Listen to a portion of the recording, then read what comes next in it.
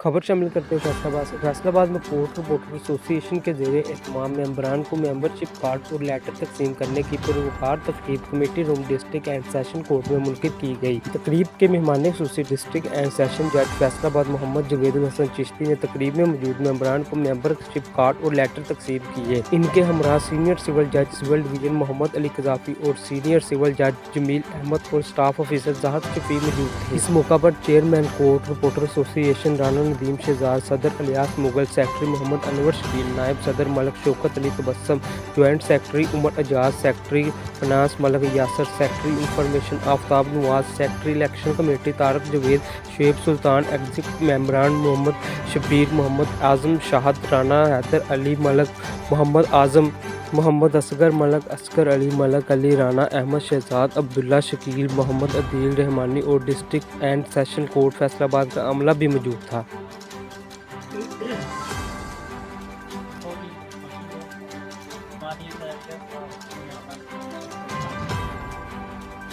ये सर हमारी छोटी छोटी काउंटें हैं सर, ये बना